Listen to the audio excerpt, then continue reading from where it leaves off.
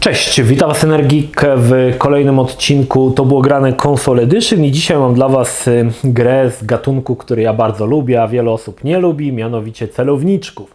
I jest to House of the Dead 3. Tutaj małe zastrzeżenie, w momencie kiedy oglądacie ten materiał z gry, która leci w tle, będzie niezmontowany. Dlaczego? Bo tak naprawdę nie ma co tam montować, bo w zasadzie długość trwania pewnie tego odcinka to będzie 3/4 gry. Dlatego postanowiłem nie montować tego i zostawić to, żeby leciało sobie jednym ciągiem, tak jak jest, no po prostu z tego względu, że nie ma to większego sensu.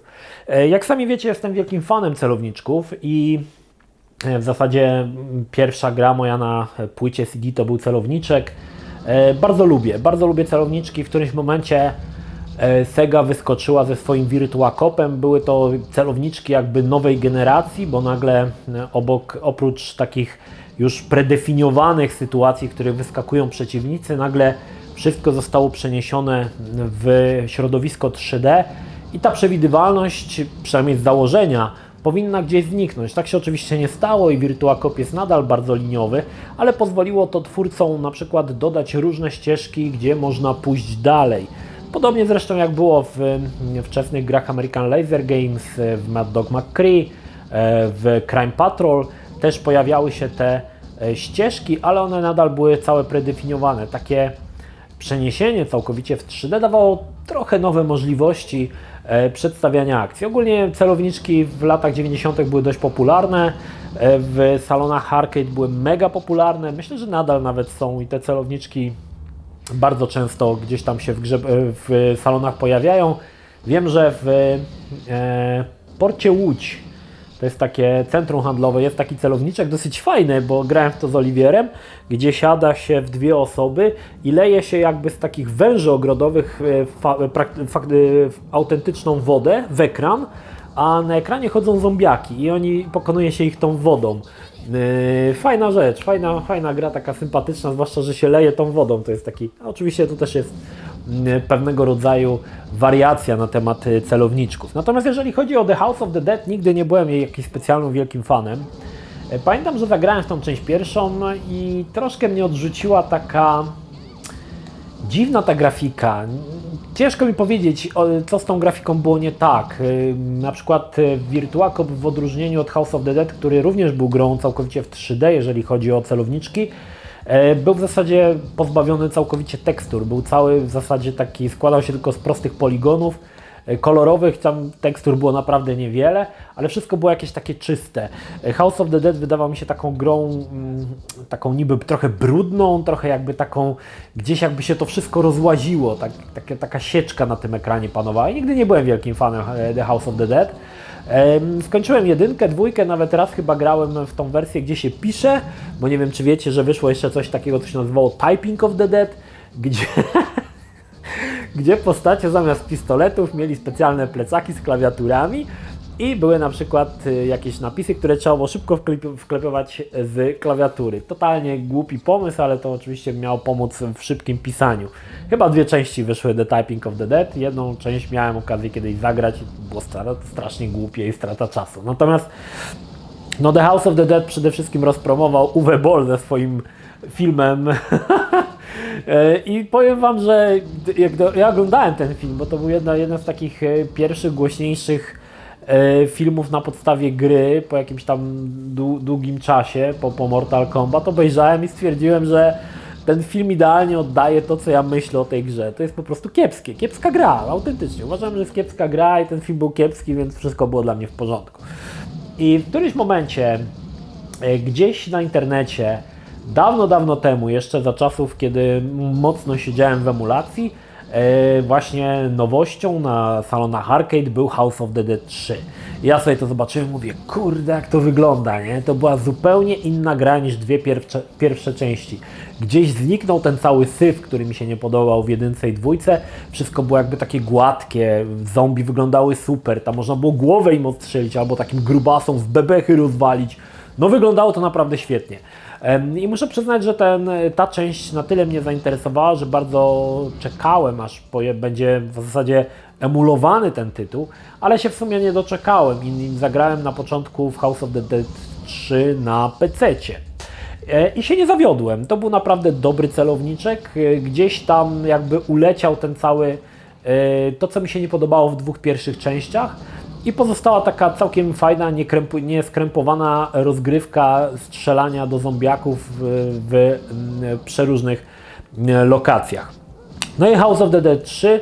Potem oczywiście został też przeportowany na Xboxa i ten gameplay, który tu widzicie, jest z Xboxa. Jest to tradycyjny celowniczek. Tutaj, wiecie, temat celowniczków to jest w zasadzie, tu nie ma o czym mówić. Wyskakują przeciwnicy i musisz ich po prostu musisz ich zastrzelić. I to w zasadzie wszystko. Tutaj nie wiem, czy nie pamiętam tego, czy wersja PC-towa, czy arcade'owa miała coś takiego, że jest widoczna ręka z karabinem, czyli podobnie jak w grach FPS-owych. Przyznam szczerze, że gdy zagrałem wersję na Xboxie, pamiętam, że zdziwiłem się, że widać tą rękę z karabinem. Więc wydaje mi się, że w wersji arcade i w wersji PC tej ręki nie było. To dodano w wersji Xboxowej. Oczywiście miałoby to sens, bo z jednej strony zwiększa to imersję, a w salonach arcade, gdy grałeś w tego typu gry, trzymałeś faktycznie pistolet, więc kopiowanie tego, że trzymasz gnata, którego widzisz jeszcze raz na ekranie, nie miałoby sensu, ale to wiecie co, nie przeglądałem teraz, szczerze mówiąc nie pamiętam, czy to było, czy nie. Wiem, że to mnie dosyć zdziwiło, że ten element tutaj się właśnie znalazł. Gra jest bardzo krótka, wszystkie celowniczki są bardzo krótkie i możesz ją skończyć, nie wiem, w 40 minut, czy tam 30 minut i tyle mam w sumie zgranego gameplayu. Problemem też House of the Dead 3 jest to, że w dwóch chyba miejscach tylko gra daje nam dwie ścieżki, którymi możemy pójść, a tak naprawdę to w jednym miejscu. Tylko na samym początku możesz wybrać, czy chcesz iść przez parking, czy chcesz wejść od tyłu do lokacji i to jest wszystko. Później, kiedy jeździmy windą, w zasadzie mamy tylko możliwość wybrania, na które chcemy piętro, ale i tak wszystkie piętra musimy odwiedzić, więc nie ma znaczenia, w jakiej kolejności je przejdziesz, i tak musisz przejść wszystkie. House of the Dead 3 to też oczywiście bossowie. Jak większość japońskich celowniczków, ta gra ma kretyńskie dialogi, kiepski dubbing, ale to jakby się wpisywało troszkę w cały ten schemat serii. Powiem Wam tak, dzisiaj mi się nawet dobrze w to grało. Uważam, że te celowniczek się wcale nie zestarzał, albo bardzo ładnie się zestarzał. Nadal wygląda spoko, zombiaki wyglądają w porządku, nadal ta grafika jest fajna, płynna, to wszystko wygląda naprawdę bardzo dobrze i ma taki, tego na PC nie czułem, tutaj ma taki arcade'owy sznyt, że grasz to i czujesz, jakbyś grał normalnie na automacie. Ta grafika jest taka jakby automatowa. Ciężko to wyjaśnić, to jest taki niuans, który jedni odczują, drudzy nie. Ja to odczuwałem, muszę Wam przyznać, że miałem wrażenie, że właśnie to jest taka właśnie gierka, jakbym na automacie grał, to ona by tak właśnie wyglądała.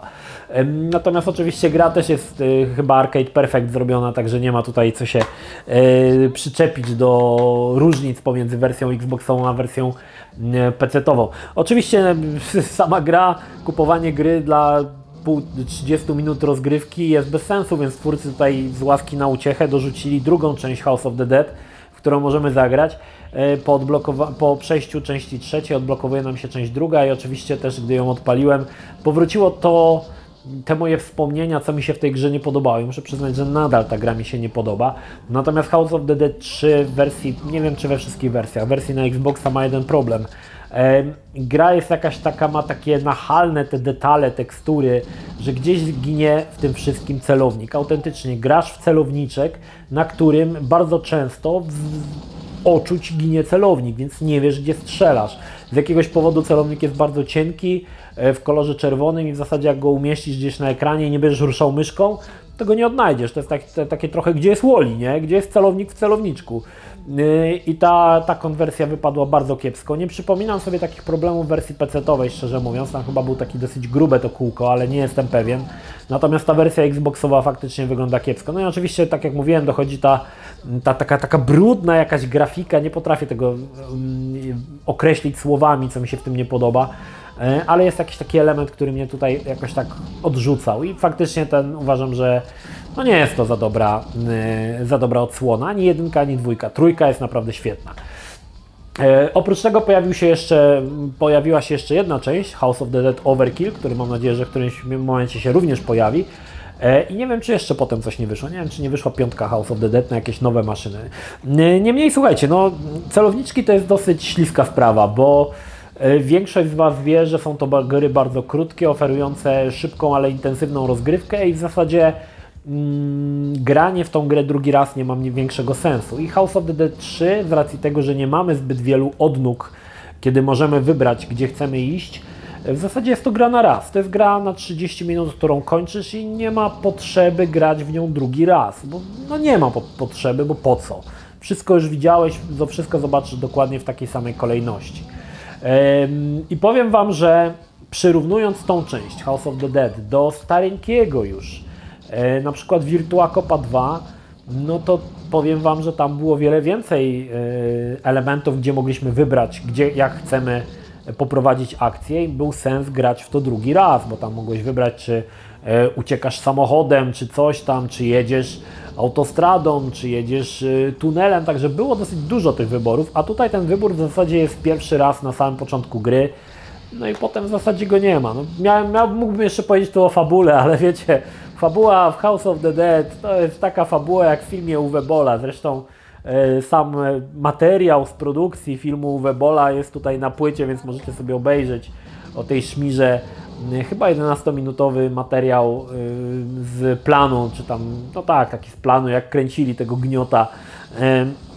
Nie wiem, czy to nie było tak, że House of the Dead 3 wyszedł troszkę po to, żeby podpromować filmik, który się tam pojawił, Uwe Boll, który tam uklecił ze swoimi ziomblami z Niemiec i po to, żeby właśnie jakoś tam podnieść tą markę, żeby ludzie tłumnie ruszyli do kin, możliwe. Natomiast no, uważam, że dzisiaj fajnie się zestarzał House of the Dead, wcale nie wygląda źle, nadal wygląda w mojej opinii ok. Był taki swego czasu moment, kiedy uważałem, że gry celowniczki miały jedną z najlepszych opraw w grach wideo. Nie jest to bezpodstawne, bo celowniczki miały bardzo określony ruch kamery, określone lokacje, jakby w których się poruszamy, więc można było tą grafikę naprawdę dopakować. Możliwe, że to przez tą dynamikę, bo to w zasadzie dynamiką, sam żeś nie sterował dynamiką akcji, tylko sterował jakiś reżyser, który wcześniej tą pracę kamery ustawił, tak a nie inaczej. Niemniej, no wiecie, celowniczki to celowniczki. Nie sądzę, że jest dużo odsetek osób, nawet oglądających ten film, które celowniczki lubi. Mi to pozostało jeszcze z czasów młodości, z lat 90., wczesnych, połowy lat 90., kiedy zagrywałem się w celowniczki, które pozostały moim takim guilty pleasure, w które nadal dzisiaj lubię grać, tak? Nie odrzucają mnie celowniczki, lubię w nie po prostu grać. Nawet w stare tytuły lubię sobie czasami odpalić, bo trzeba przyznać, że w ostatnich latach mieliśmy kilka mega dobrych celowniczków, między innymi Umbrella Chronicles, Dark Side Chronicles, czyli 2 części Resident Evil, Dead Space Extraction, który jest mega dobrym celowniczkiem, polecam, jeżeli nie graliście i w pewien sposób jest to jakby troszkę rozwinięcie całej historii Dead Space'a. Także troszkę ostatnio tych celowniczków było i muszę przyznać, że naprawdę są to spoko gierki i nadal mi się podobają i nie widzę problemu, żeby w nie grać. Oczywiście promowanie takich tytułów nie ma zupełnie sensu, bo nikogo nie przekonam. Natomiast cóż, no, czy mogę Wam polecić? Słuchajcie, no polecam Wam House of the Dead, chociaż nie sądzę, żeby wielu z Was po tą grę sięgnęło. Trójka jest naprawdę spoko celowniczkiem, z fajną oprawą, z fajnym designem, z tym, że możesz zombiakom, nie wiem, odstrzelić głowę, albo wystrzelić bebechy, albo odstrzelić rękę. Te elementy co prawda były w 2 pierwszych częściach, ale nie były tak dobrze pokazane jak tutaj. I muszę przyznać, że fajnie mi się w to grało. Powiem Wam, że jak zacząłem grać, no to z marszu za pierwszym razem 30 minut przeszedłem całą grę, nie? Bez odpoczynku, nie? Normalnie bez odpoczynku 30 minut przeszedłem całość. No to jednak coś znaczy, tak? Normalnie przez te 30 minut nie mogłem się oderwać od konsoli, także no to jednak chyba coś znaczy. Także słuchajcie, no polecam Wam ogólnie. Celowniczki to są według mnie takie fajne, totalnie odmurzająca rozgrywka na raz, ale od czasu do czasu myślę, że warto sobie w coś takiego zagrać odmurzającego i tyle, tak? Na gry, które stawiają głównie na fan, szybką rękę i w zasadzie to wszystko, nic więcej. Także House of the Dead 3 na Xboxa mi się podobało, ale co, no mi się podobają celowniczki i tyle. Nie zamierzam się z tego spowiadać. Niemniej, jeżeli macie okazję, no nawet bym powiedział, że całą serię warto sprawdzić. Chociaż tak jak mówię, no przedstawiłem Wam moje argumenty, co mi się nie podobało w części pierwszej, części drugiej. Trójka mi się podobała i również Overkill był również bardzo spoko, także no cóż, zostawię Was z tą myślą. To tyle. Pozdrawiam Was, Energik, trzymajcie się, do następnego. Cześć.